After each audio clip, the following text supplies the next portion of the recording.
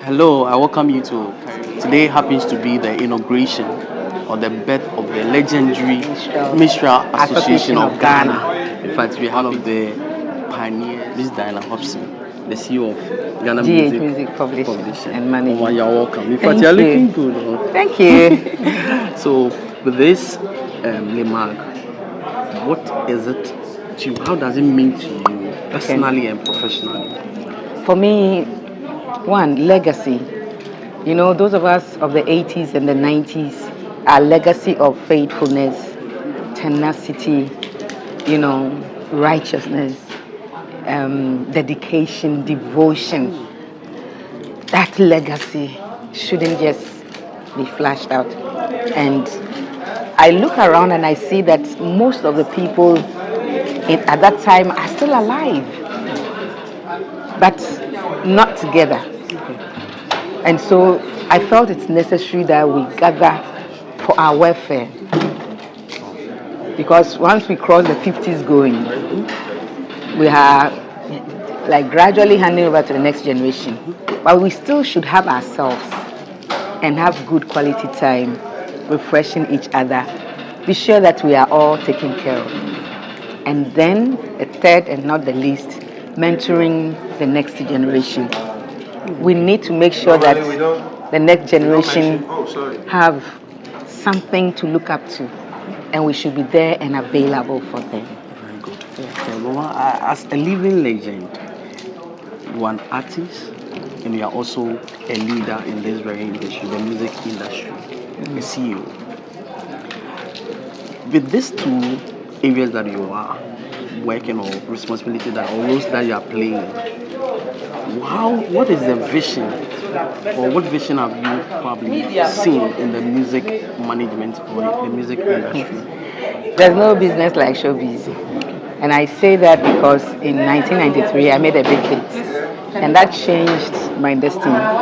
And so I know the power of music economically, emotionally, financially, of course that's economically, and the culture. Many people in Ghana have not been to America, but they know everything happening in America, and it's through music, film, and stuff like that. So I believe LEMAG has come to make sure that Ghana gospel music industry will stand. Everything Ghana gospel music industry stands for, that is the legacy.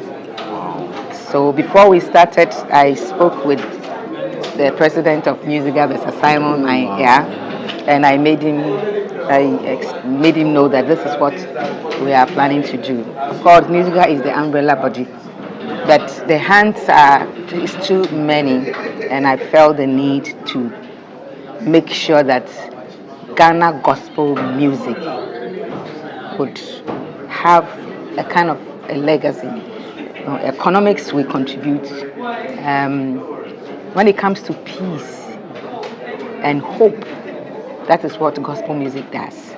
And in the 80s, when there was no hope, we stood in the gap, and I want that legacy preserved. So we want to have a museum where the people can come in and see their favorite artists, listen to their song. If they want to meet them in person, we can organize that. Schools can send their students come and learn from us. We will do concerts, then we can meet each other there, fellowship, and stuff like that. Okay, Mama, in fact, today has been an awesome moment. In fact, each and everyone that had been around and really felt the impact of this very birthing or the inauguration. I would ask, the president made mention of support from the church, from the traditional authorities, and the government. What are some of the contributions that LEMAG really needs? Okay, so one, we need to build that facility. So we'll be happy. Thank God we got a land and we know the government will also give us. We need the resources to do it. And then also, as we do that, resources to keep it running, and I know it will also generate income. It will employ people. So actually, it is not like we begging for nothing, but we want an investment done in our industry that would change the life of many, that will bring posterity. Posterity would live to see what we did and economically employ people in our the kind of facility we are going to do, the LEMAG Center. It will employ people, it will empower people, it will preserve Ghana gospel music. Wow. And I believe that this association, legendary Mysterious Association of Ghana, is going to have a great impact, not only to the legendary, but also to the new generation that are coming. That's right. Coming. We will have time to, we'll be able to mentor them and mentor them. What impact should we expect to have on our young generation? What are the young generations?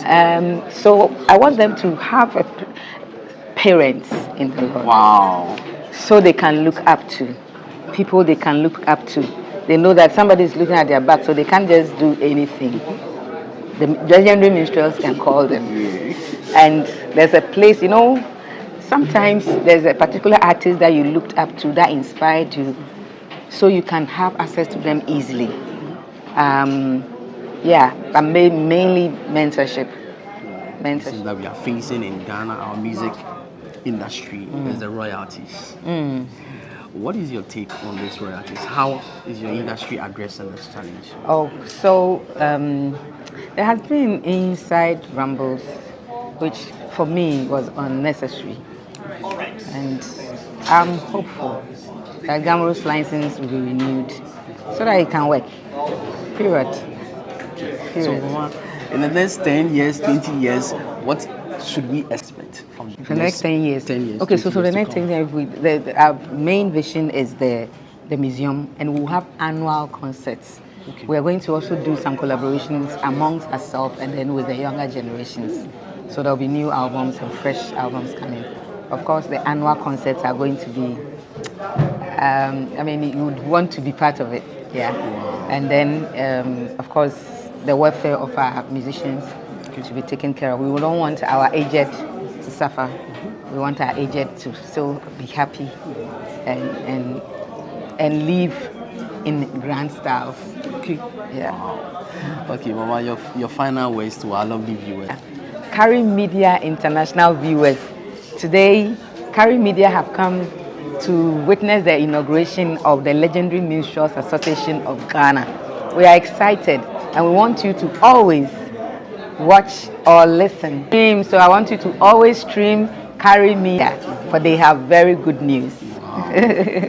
Thank you very much, Mama. Welcome.